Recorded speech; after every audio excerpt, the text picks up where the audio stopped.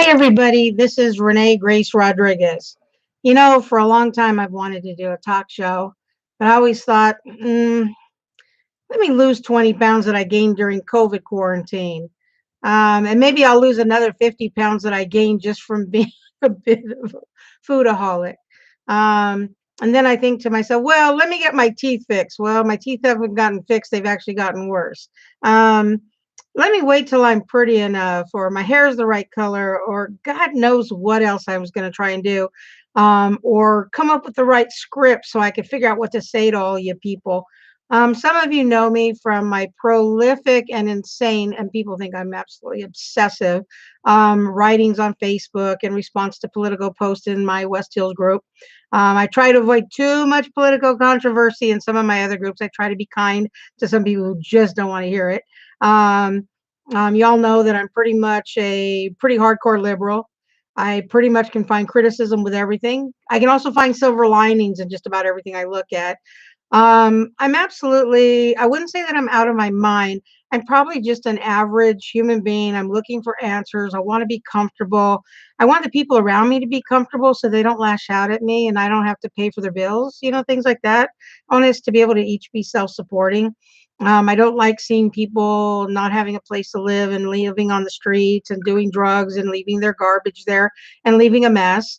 But at the same time, I'm not ready to have them all carted away by the police because I know sometimes there are quite extraordinary circumstances that lead people onto the streets. And I'm like most people. I'm like all of you. I really am. But I start thinking about things, and as I start thinking about things, I wonder, there are other viewpoints out there. And as I got to be 50 years old and started to go past 50, I started seeing things from a different perspective. Before 50 was very selfish. Everything was from my own viewpoint and the viewpoint of anybody else who was in my same position. But after I turned 50, my perspective started changing. So by way of a little bit of a background, I was adopted at birth. I grew up in an all Mexican family. My birth mother was white. My birth father was Mexican.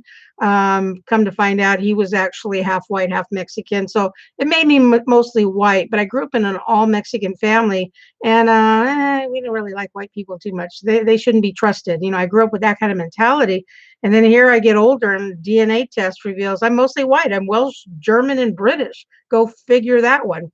And here I identify as a Latina because of my white shame. I do have white shame. I'm ashamed to be white. I see white people, and the only ones they like to put on TV are the real racist ones or the redneck ones. Those are the white people that tend to get on TV the most. Yeah, I'd be ashamed of that too if that were my people. But, hey, it is what it is. I'm going to say it like I see it. And some of the stuff I'm going to say is just absolutely not politically correct. And I don't care anymore. I'm not here to be political correct. I'm here to get honest. I don't mind people calling me out if I'm being racist, if I'm being misogynistic, if I'm being hateful towards men, if I'm being hateful towards anybody. I apologize in advance. I'm working on it. I attend classes for this sort of thing. On weekends I spend my time working with groups of people who are trying to become more aware of their stereotypes and the way they influence our decision making, becoming a little bit more aware of my privilege, that I thought my last name protected me from having privilege because I'm Rodriguez and therefore I have no privilege, right? But it's just not true. And the internalized racism that I grew up with, that, little girl wanting to be blonde and blue eyed. I mean, just lots of crazy shit that I grew up with. Had a lot of family issues growing up. I'm not talking to my mother right now. But at the age of 18, I decided I knew everything. I left home and I never came back. And the time that I left home, I ended up on the streets for about 6 months. Well, I was actually living in my car for two. And then the car got towed for parking tickets in Berkeley, of all places. So off I went to People's Park and spent 4 months there and traipsing around in garages and behind alleys and surviving the best I could until I got arrested for shoplifting. And then a judge gave me a voucher for a hotel, the Shattuck Hotel. How many of you out there have been to the Shattuck Hotel? I bet you've been to it and you didn't know it. Do you remember Blondie's Pizza? Right there on, it was Telegraph? Yeah, Telegraph. And that's where I got arrested and sent to. And they put me up there, and the judge says, come back with a job. And if you don't come back with a job, I'll put you in jail. And it's been history ever since then. From then, I started to heal from the wounds I obtained in childhood. Well, I'm here to tell you, nobody escapes childhood unscathed, and I was scathed, needless to say, and I had a lot of work to do. With an eating disorder, bipolar, addictive personality, ADHD, PTSD, you name it. I had a lot of issues. I ended up homeless for that period of time, but I slowly dug my way out. I ended up getting back to school, and somehow I'm alive still through all my stupidity, because God knows there was a ton of stupidity, but I'm alive. I still got my law license. I get to help a lot of people today. I have a bed to sleep on in a home. I eat pretty good. As you can see, I've missed a meal and gained 20 pounds during quarantine. I'm a lawyer, and I get to help a lot of people. And I love sharing their stories. And I'm going to start sharing my stories on We the People, so we can start to see we are imperfect people. And what I'm seeing is this cancel culture. If you fuck up, you're all of a sudden of no relevance. Well, I'm here to say that we are all relevant. We all have a role, a destiny, to part to play. Sometimes I get to be the angel and help somebody out, but sometimes I got to be the asshole so somebody can put me in my place, so they can learn how to put people in their place. Sometimes I got to be the person who needs help because somebody else needs to grow their wings, as they say. So I'm doing this radio show, and it's going to be absolutely imperfect. It's not going to be scripted. It's just going to be whatever the hell it's going to be. And so if you want to stay tuned and watch, maybe you'll laugh. Sometimes people think I'm funny. Other times I'm boring, narcissistic, stupid.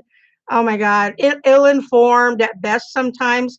But I don't know, it could lead to some very interesting discussions. So welcome to We the People. And people, I mean us imperfect human beings running around the planet with our hypocrisy, our flawed thinking, our selfishness, our resentments, our fear, our crazy ideas, and all the love we have in our hearts, that we're just trying to survive on this whirling ball, and doing the best we can. And maybe you guys can get some ideas. We can share some experiences with each other that can help each other grow, help each other experience more love, more tolerance, more understanding, more compassion, and most of all, may we all receive grace.